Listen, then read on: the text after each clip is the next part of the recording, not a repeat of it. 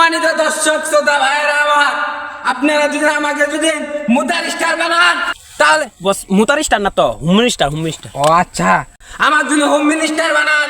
বাংলাদেশে দেখেন কতটা অধবতী, রাস্তাঘাট দেখেন, আজকে স্কুলে ছাত্রছাত্রীদের দেখেন কি করতেছে তারা, দেশ ছেড়ে গাই বানালো।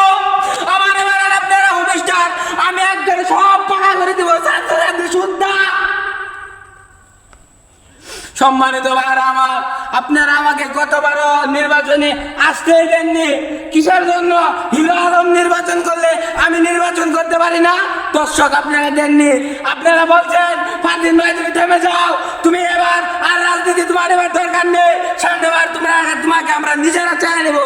কিন্তু কই, এবারও তো আপনারা এই শেখ হাসিনাকে চান, কেউ খালেদা জিয়াকে চান, কেউ জামাত শিবির চান, আমাকে তো কেউ চান না। কিসের জন্য?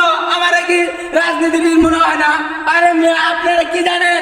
এই সামনে বিয়ে গেম খেলছি, 150 কোটি দেওয়া পাইতেছি, সব আপনাদের দিয়ে দিব। তা আপনারা আমাকে বলতেন একটা টাকাও নেব না, দর্শক ভাইরা আমার, সব আপনাদের দিয়ে দিব। দর্শক শ্রোতা যাই হোক, আজকে আপনারা থাকেন, আমি আগামীকালকে বিস্কুট আর চানাচুর চা নাস্তা এনে আপনাদের সামনে দাঁড়াবো, সেদিন বক্তব্য দিব, আসার বক্তব্য না। আরেকটা কথা আমি না বললে নয়, আমার সাথে দুজন লোক আছে বিশিষ্ট রাজনীতিবিদ, ক্যাডার, বিশিষ্ট ক্যাডার, আরেকজন আছে বিশিষ্ট বডি বিল্ডার, চিনেন না তো?